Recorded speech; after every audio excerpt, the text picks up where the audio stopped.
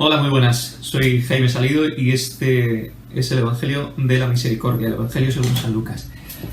Vamos a empezar directamente introduciéndonos con el autor, pero yo creo que más importante es saber que la obra del autor, denominada Evangelio según San Lucas, la encontramos en la Biblia. La palabra Biblia, el término ta Biblia, significa los libros y es un compendio de 73 libros, cada uno con su proceso de redacción, que han ido recogiendo, son un testimonio escrito de la experiencia del pueblo de Israel a lo largo de miles de años, hasta la llegada de nuestro Señor Jesucristo, Nuevo Testamento, y luego la reflexión de la Iglesia incipiente en las cartas hasta definitivamente el Apocalipsis. Existe una dependencia por la cual nosotros denominamos a estos evangelios los evangelios sinópticos, porque si los pones en paralelo, los tres evangelios, te darás cuenta de que hay una estructura similar. Y es que el Evangelio según San Mateo y según San Lucas dependen ambos del Evangelio según San Marcos, es decir, que debía haberse escrito en primer lugar el Evangelio según San Marcos y a posteriori tanto Mateo como Lucas introdujeron sus evangelios para unas comunidades diferentes, con unas características distintas, por lo que están adaptados a estas comunidades, y al mismo tiempo con un material común a Mateo y a Lucas, y con otro material propio del que cada evangelista disponía. Y conscientes ya de que este evangelio, en particular el Evangelio según San Lucas, es un testimonio de esa decisión del Dios único y verdadero de transmitir su historia y su vida a la humanidad, y en particular a cada uno de nosotros, pues yo creo que podemos hablar en primer lugar de lo que nos encontramos. Lo primero que nos encontramos es un conjunto de palabras escritas en un griego muy literario, bastante cuidado, de hecho mucho más cuidado que por ejemplo el del evangelista San Marcos. Su vocabulario es amplio, encontramos muchísimos términos diferentes en el propio Evangelio, particularmente entre 2000 y 2100 términos diferentes, lo que implica un amplio vocabulario, ¿no? Evita vulgarismos o palabras extranjeras, tanto latinas como semitas, que sin embargo aparecen mucho en los otros sinópticos. También posee una gramática mucho más cuidada, más rica, utilizando modos propios del griego. Por ejemplo, la archiconocida palabra hágase utiliza un modo que es llamado el modo optativo, y que es un modo específico del griego para expresar un deseo, no solo el permiso de parte, en este caso, de la Virgen María, sino un deseo de que eso que se ha dicho suceda en ella. Sin duda nos encontramos con el corpus más elegante del Nuevo Testamento, junto, dicen los expertos, con la carta de los Hebreos y la carta de Santiago. Tenemos tres categorías estilísticas distintas: un griego como más literario del prólogo, un griego un poquito semitizante, correspondiente a los primeros capítulos, a los de la infancia, Lucas 1 y Lucas 2, y luego un griego verdaderamente correcto que se encuentra en el resto, tanto en el Evangelio de Lucas como en la obra posterior, que es continuación del Evangelio según San Lucas, que es los Hechos de los Apóstoles. En cuanto a la composición de los materiales, tanto los que ha recibido de Marcos como aquel material que tiene común con el evangelista Mateo o el material que tiene propiamente, todos estos materiales, sin embargo, Lucas intenta exponerlos de un modo como más ligero, no haciendo bloques excesivamente grandes del material, sino combinando este material en sermones no excesivamente amplios. Por ejemplo, el evangelista Mateo tiene el famoso Sermón de la Montaña, que tiene 111 versículos dedicados a este discurso en la llanura, mientras que Lucas, en su discurso en la llanura, tiene tan solo 30 versículos. Con respecto al autor, el propio Lucas no menciona nada de sí mismo. Probablemente sería una obra anónima, aunque el autor se introduce en la narración del prólogo de ambas obras. En Lucas 2.3 dice de sí mismo: tal como nos habían transmitido estos testimonios, los que desde el principio fueron testigos oculares y servidores de la palabra, y he decidido yo también, después de haber investigado diligentemente todo desde los orígenes, escribírtelo por su orden, ilustre Teófilo. De lo que se desprende que Lucas, o el autor, no fue por un lado un testigo presencial de la vida de Jesús, sino que sería un cristiano de segunda o de tercera generación. Según la tradición, de una forma constante y continua, este texto anónimo se atribuye a Lucas, el colaborador de San Pablo, que aparece mencionado tanto en la carta a Filemón, como en la carta de los Colosenses 4.14, en la que se habla de Lucas, el querido médico, y 2 Timoteo 4.11, en la que Pablo dice: el único que está conmigo es Lucas. También aparece como tal en el canon de Muratori, escrito del siglo II, en el que se mencionan los libros bíblicos. Dice así: el tercer libro del Evangelio según San Lucas. Este Lucas, médico, después de la ascensión de Cristo, lo compuso en su propio nombre. Sin embargo, él nunca vio al Señor en la carne. También la autoría de Lucas aparece atestiguada en autores como San Ireneo, Tertuliano, Clemente de Alejandría, Orígenes y San Jerónimo. Pues analizando el estilo de la carta a los Colosenses, parece que quien escribe, según las directrices de San Pablo, es un cristiano procedente de la gentilidad, que no había sido previamente judío, y esto cuadraría con el cuidado de la lengua griega y la importancia de la predicación a los gentiles que se destaca en la obra lucana de los Hechos de los Apóstoles. En Colosenses 4.11 a 14 vemos que en los saludos finales se cita entre quienes están con Pablo primero a los 3 judíos, luego a Epafras y a continuación a Lucas y a Dimas. La tradición lo coloca a este Lucas como el médico compañero de San Pablo, procedente de Antioquía de Siria. Al menos fue compañero de Pablo durante un periodo, quizá en la última parte, en el último periodo de la vida de este cristiano, que procede pues del paganismo, de la gentilidad, y que luego ha estudiado la Biblia a fondo y también la conoce muy bien. Es curioso que además este evangelio se le atribuye a un personaje poco relevante del Nuevo Testamento, casi marginal, lo que ayudaría también a pensar que verdaderamente sea su autor. Este es el autor. ¿Y a qué destinatarios va destinado? ¿A qué destinatarios va escrito? El destinatario es un personaje llamado Teófilo. A ti te escribo, querido Teófilo, desconocido. Sin embargo, Teófilo significa amigo de Dios. Podría referirse a una persona real, miembro de alta sociedad, tal como se desprende del adjetivo ilustrísimo en Lucas 1.3 o en Hechos. Teófilo es invocado en los Hechos como representante del público, aunque al final pues, tampoco se sabe quién es este Teófilo. Podría ser una figura simbólica, pues el nombre significa, como he dicho antes, amigo de Dios. Y bien, a este cristiano, a este Teófilo, Lucas le dice que le escribe para que reconozcas la solidez de las palabras en las que has sido instruido o catequizado. Estoy en la introducción de la obra Lucas. Teófilo, por lo tanto, ya ha recibido una catequesis y desde este evangelio se quiere dar una solidez a la formación que ya había recibido.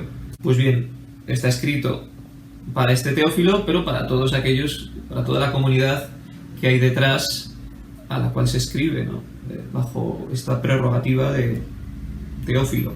Probablemente sería una comunidad de ámbito paulino, pagana, de algunos, quizá con algunos judíos conversos, pero ya evangelizada por San Pablo, y principalmente compuesta por griegos y romanos hijos de la gentilidad.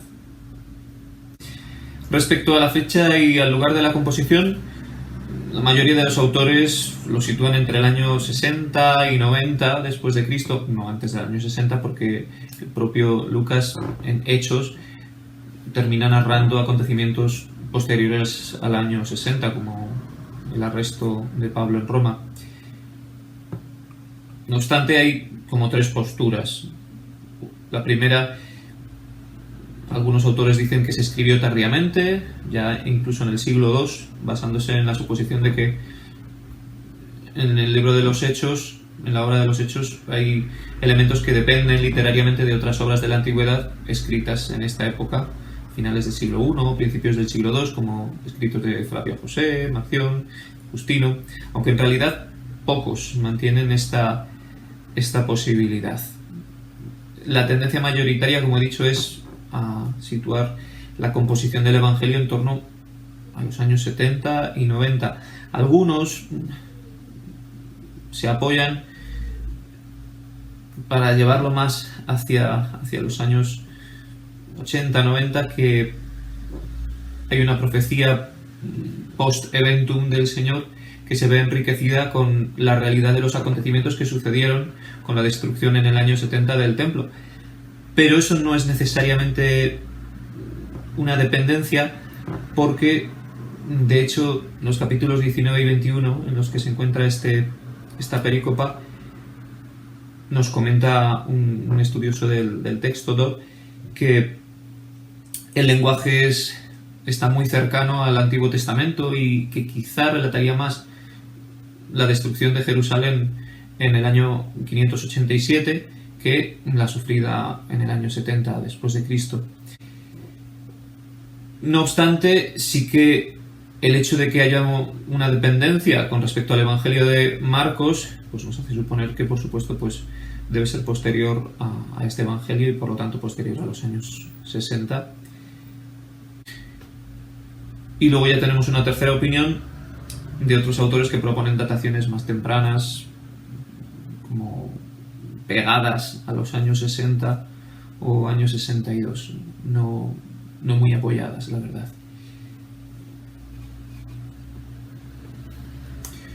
Respecto al lugar de composición, tampoco hay una respuesta cierta. Se sugiere Antioquía de Siria, aunque con todo pues el contexto es helenizado y fuera de Palestina. Vamos a ver ahora la estructura del Evangelio según San Lucas, porque mirad, yo creo que lo más importante en una obra y en particular en los Evangelios es hacer una mirada global y entender cómo esa obra expone los acontecimientos y cuáles son los acontecimientos que se exponen. Ciertamente es un evangelio sinóptico y tiene una estructura que tiene muchas similitudes con la marcana, con la de Marcos y con la de Mateo. Pero, pese a tener esas similitudes sinópticas, cada evangelio tiene a su vez una estructura propia. La obra de Lucas tiene en la ciudad de Jerusalén, y en particular en el templo, su principal elemento estructurante. Ahí, justo en el templo, comienza y termina el Evangelio. Es como si hubiese en este díptico, Lucas Hechos, en primer lugar, una fuerza centrípeta hacia Jerusalén, dirigiendo todo hacia Jerusalén, y sin embargo, en los Hechos de los Apóstoles, desde Jerusalén, centrífuga hasta los confines de la tierra. Todo se centra en Jerusalén, en el templo, y luego desde Jerusalén, desde el templo, llegará hasta Roma. Se trata, por tanto, de un díptico, la obra que consta de estas dos obras, Lucas, Hechos, cada una tiene su propio prólogo, y esto nos hace entender que la historia de Jesús no termina con el misterio pascual, sino que además continúa en la historia de la Iglesia. Es la misma historia, pero que se nos muestra de una forma continua. Esta continuidad la podemos ver por medio de una figura literaria que que se utiliza comúnmente en la antigüedad y en particular la vemos reflejada en los evangelios, que es un quiasmo. El quiasmo nos lleva a una idea central a base de repeticiones. Tendríamos el mismo término de forma simétrica, A, y aquí tendríamos el mismo término A'. Aquí tendríamos el término B, B', C, C', y así hasta un término central, que es el que aparece como idea fuerte, subrayado por todo este proceso de repetición. Vamos a verlo en el final de la obra de Lucas y el principio de la obra de los Hechos de los Apóstoles. En Lucas, en el capítulo 24-47, se habla de la predicación Jesús habla de la predicación desde Jerusalén hasta los confines de la tierra, hasta todas las naciones. Continúa diciendo: vosotros sois mis testigos. Habla de la promesa del Padre, del envío del Espíritu Santo, les dice a los discípulos que permanezcan en la ciudad, luego se produce la ascensión de Jesús y termina con la alabanza en el templo. Recordad que habíamos dicho que el Evangelio lucano comenzaba y terminaba en el templo. Pues del mismo modo sucede en los Hechos de los Apóstoles. Comienza con esta idea central que es el templo y ahora de forma simétrica: templo, ascensión de Jesús, permanencia en Jerusalén, envío del Espíritu Santo, vosotros seréis mis testigos, y la predicación desde los confines hasta los confines de la tierra. La historia de Jesús está íntimamente ligada a la historia de la Iglesia, y esto está absolutamente relacionado con la teología paulina, en el que la Iglesia como cuerpo de Cristo es un tema central de la misma. Pasamos a ver en qué parte se divide el Evangelio. Después del prólogo, tipo historiador, como habíamos dicho, Lucas nos narra el origen y los comienzos de la vida de Jesús. En este origen, en estos relatos de la infancia, hay un paralelismo entre la vida de San Juan Bautista y la vida de Jesús. En ambos se narra la anunciación y el nacimiento. En ambos casos, de ambos se predica que serán grandes: Juan como profeta y Jesús llamado Hijo del Altísimo, el Hijo de Dios. También en estos orígenes vemos como, por un lado, la predicación de San Juan Bautista en el desierto y, por otro lado, la preparación de la predicación de Jesús con las tentaciones en el desierto se desarrollan en cierto modo también paralelo. Después de esto ya tenemos el ministerio propiamente de Jesús, que comienza, como habíamos dicho, en Galilea y se desarrolla en un largo viaje hasta Jerusalén. Del capítulo 4 hasta finales del capítulo 9 se narra la historia de Jesús desde Nazaret, desde la sinagoga de Nazaret, anunciando precisamente el cumplimiento de la profecía de Isaías, del mismo modo que tiempo atrás se hubiese cumplido el anuncio de la Virgen encinta que había anunciado también el mismo profeta Isaías. Este periodo del ministerio de Jesús en Galilea está jalonado con una multitud de curaciones y de milagros, y termina con los hechos que acontecen tras la profesión de Pedro y que preludian la pasión. A continuación encontramos el camino de Jesús desde Galilea hasta Jerusalén. 10 capítulos, desde 9:51 hasta 19:28. Y aquí encontramos gran parte del material propio de Lucas. Algo en común con Mateo, algo del material común con Mateo, pero gran parte de ese material exclusivo. Es la parte más extensa precisamente del Evangelio de Lucas. Y terminamos con la culminación de la actividad de Jesús en Jerusalén, desde los capítulos 19-29 hasta 24, desde el capítulo 19, versículo 29, hasta el capítulo 24. Así, todo el libro, de hecho, como decíamos al principio, empieza y termina en Jerusalén, en particular en el templo.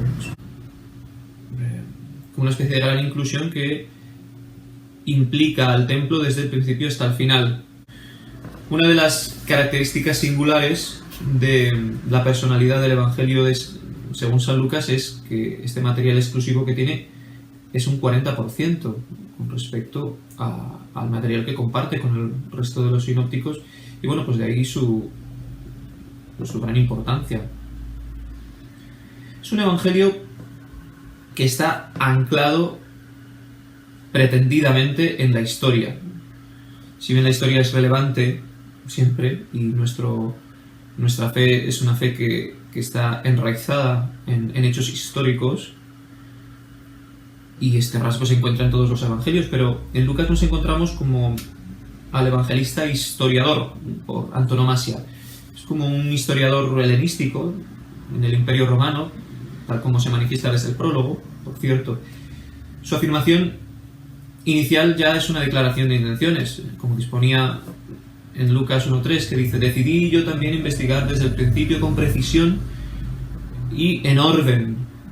Y así pues deja constancia clara de cuál es su interés, ¿no? El motivo que le lleva a investigar, y a poder expresar de forma ordenada los acontecimientos relacionados con la vida de Jesús. La narración del Evangelio se abre con una referencia histórica, como es el nacimiento de Jesús. Dentro de la cronología del Imperio Romano se hace referencia al decreto de empadronamiento de todo nacido de César Augusto, siendo Cirino gobernador de Siria. Y aunque estos datos han sido dificultosos en alguna investigación, sin embargo hay cierta precisión que destaca a la hora del comienzo también del ministerio del Bautista, cuando dice: en el año 15 del imperio de Tiberio César, siendo Poncio Pilato procurador de Judea, Herodes tetrarca de Galilea, Filipo su hermano, tetrarca de Iturea, y de Traconítida, y Lisanias, tetrarca de Abilene. En el pontificado de Anás, Caifás, fue dirigida la palabra de Dios a Juan, hijo de Zacarías, en el desierto. Sin embargo, el interés de Lucas no es un mero afán cronístico, sino que escribe una historia teológica, una historia sagrada, presentando a Jesús y a la Iglesia como la culminación de la historia de la humanidad. Esto se aprecia en la síntesis de la genealogía de Jesús en Lucas 3, que es ascendente, que emparenta a Jesús con toda la historia universal y no solo con la de Israel, como sucedía en Mateo. La historia es un vehículo de interpretación y en ella se expresa el significado de la experiencia de Jesús. El término que aparece con asiduidad respecto a Jesús es el de testimonio.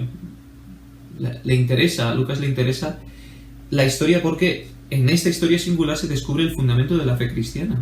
La fe en Jesús se apoya en su historia, se apoya en la historia del Dios que habla a través de los hechos. Como habíamos comentado antes, el material propio lucano se desarrolla en el camino que hay, esos 10 capítulos en los que Jesús se encamina desde Galilea hasta Jerusalén. Juan, de hecho, prepara el camino al Señor y Jesús guiará nuestros pasos por el camino de la paz, enseñándonos el camino de Dios y de la vida. En el camino a los de Maús se revelará, y también de camino el etíope eunuco, en los Hechos de los Apóstoles, conocerá la predicación a través de Felipe. A Pablo en el camino de Damasco le sucederá la conversión, y de ahí que en ocasiones se designa a la Iglesia por los Hechos de los Apóstoles como el camino. Los discípulos son los que están en el camino, y en muchos relatos aparece el verbo caminar relacionado con el hecho de seguir a Jesús. Gran parte de este material propio de Lucas en la predicación de Jesús son parábolas. Estas parábolas son, por ejemplo, la del buen samaritano, la del amigo pertinaz, el amigo inoportuno, el rico necio, la higuera estéril, el último puesto en el banquete, la oveja perdida, el dracma perdido, el hijo pródigo, el administrador infiel, el rico y el pobre Lázaro, el juez inicuo y la viuda inoportuna, el fariseo y el publicano, la enseñanza de Jesús, Jesús Maestro, se desarrolla intensamente durante este camino a Jerusalén. La idea del camino es una metáfora del verdadero camino que tienen que hacer los apóstoles y los discípulos para comprender a Jesús, el camino exterior como imagen de ese camino interior que se debe realizar. La colocación de las parábolas, en su mayoría, en este camino de Jerusalén, no es casual, sino que se justifica en que, al igual que hacen los discípulos un camino exterior con Jesús, pues deben también hacer un camino interior. Camino interior que concluye después de la Pascua, y así el camino de Emaús, que Lucas nos narra al final ya del Evangelio, recapitula esa larga marcha desde Galilea a Jerusalén, mostrando su significado último, que es el fin de las Escrituras y del viaje, Cristo resucitado, Cristo glorioso. Pasamos ahora a la relación especial que tienen Jesús y el Espíritu Santo y que queda reflejada en este Evangelio. Lucas manifiesta hacia el Espíritu Santo pues una especial querencia, pues es el que más nos habla acerca del Espíritu Santo entre los sinópticos, especialmente en Lucas 10, 11 y 12. En Lucas, la vida de Jesús aparece especialmente marcada, como hemos dicho, por el Espíritu Santo. Fijaos, en el Evangelio de la infancia, en su concepción humana, claro, en las palabras de Isabel, en Zacarías y Simeón, que movidos por el Espíritu Santo profetizan acerca de Jesús. Desde el bautismo, el Espíritu guía todo el ministerio público de la vida de Jesús. Lo lleva al desierto, donde es tentado por el diablo. En el Espíritu comienza Jesús su ministerio en Galilea, y es el Espíritu el que es fuente de alegría en la vida de Jesús. Negar a Jesús equivale a pecar contra el Espíritu Santo, pues toda su acción está sellada por el Espíritu de Dios. Y aunque esta acción no se limita solo a Jesús, sino que Él lo promete también a sus discípulos, con su efusión en Pentecostés, la Iglesia será guiada por Él, por el Espíritu, en su misión evangelizadora. Es el Espíritu el que va manifestando poco a poco a Jesús y le va guiando en toda la historia de salvación, aunque esto ciertamente se ve de una forma más clara cuando el Espíritu adquiere el protagonismo en el libro de los Hechos de los Apóstoles. Vamos a ver algunos pasajes comparando el Evangelio de Lucas y de Mateo, estos evangelios, para ver cómo Lucas tiene esa tendencia, esa querencia a manifestar literalmente la acción del Espíritu. Dice así. Lucas 10, 21. En aquel momento se llenó de gozo Jesús en el Espíritu Santo y dijo: Yo te bendigo, Padre, Señor del cielo y de la tierra, porque has ocultado estas cosas a sabios e inteligentes y se las has revelado a los pequeños. Sí, Padre, pues tal ha sido tu beneplácito. Mateo 11:25 dirá en el pasaje sinóptico: En aquel tiempo, tomando Jesús la palabra, dijo: Yo te bendigo, Padre, Señor del cielo y de la tierra, porque has ocultado estas cosas a los sabios y entendidos y se las has revelado a los pequeños. Es Lucas el que manifiesta la acción de gozo realizada por el Espíritu, llenando a Jesús. Otro pasaje. Lucas 11:13 y Mateo 7:11. Dice así Lucas. Bueno, vamos a empezar con Mateo. Dice así Mateo: Si pues vosotros siendo malos sabéis dar cosas a vuestros hijos, cuanto más vuestro Padre que está en los cielos dará cosas buenas a los que se lo pidan. Y dice Lucas: Si pues vosotros siendo malos sabéis dar cosas buenas a vuestros hijos, cuanto más el Padre del cielo dará el Espíritu Santo a los que se lo pidan. De nuevo, otra comparación en la que ahora vamos a utilizar a los tres sinópticos.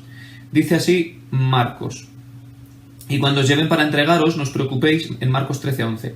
Y cuando os lleven para entregaros, no os preocupéis de qué vais a hablar, sino hablad lo que se os comunique en aquel momento, porque no seréis vosotros los que hablaréis, sino el Espíritu Santo. Dice Mateo: Mas cuando os entreguen, no os preocupéis de cómo vais a hablar, lo que tengáis que hablar se os comunicará en aquel momento. Y dice Lucas: Porque el Espíritu Santo os enseñará en aquel mismo momento lo que conviene decir. Sigue Lucas, en este caso, la estela marcana. No obstante, da un paso más hablando de la capacidad que tiene el Espíritu Santo con el don de la enseñanza oportuna.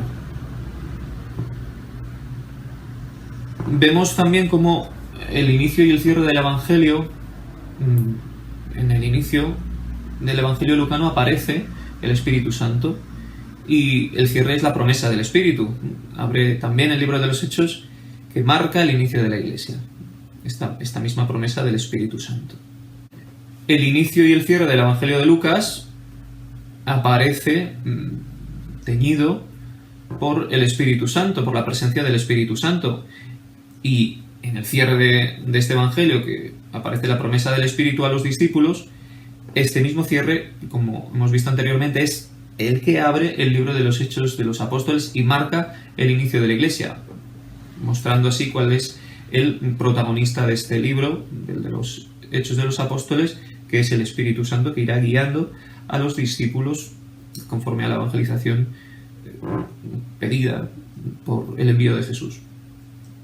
Vamos a leer el final, vamos a recordar el final de Lucas y el comienzo de Hechos. Dice así: mirad que yo voy a enviar sobre vosotros la promesa de mi Padre. Por vuestra parte, permaneced en la ciudad hasta que seáis revestidos de poder desde lo alto. Y en los Hechos 1.8 dice: si no, que recibiréis la fuerza del Espíritu Santo que vendrá sobre vosotros y seréis mis testigos en Jerusalén, en toda Judea y hasta los confines de la tierra. Se ve claramente que hay un paralelismo entre el nacimiento de Jesús y el nacimiento de la Iglesia en Lucas 1.35 y Hechos 1.8. Este paralelismo terminológico que se veía reforzado con el quiasmo que previamente hemos mencionado manifiesta una realidad teológica muy importante. Es que Lucas entiende ambas concepciones, ambas misiones, la de Cristo y la del Espíritu Santo, como dos realidades íntimamente unidas. La obra del Espíritu Santo y con Jesús y el Espíritu Santo con la Iglesia están íntimamente estructuradas y relacionadas, de lo que surge también esta teología paulina que hablábamos de la Iglesia como cuerpo de Cristo. Bien, pues yo creo que por hoy tenemos suficiente. Para la próxima sesión ya comenzaremos a adentrarnos en los evangelios de la infancia y de los orígenes, del comienzo de los evangelios, también de la vida pública de Jesús. Pues, un saludo y hasta la próxima. Que Dios los bendiga.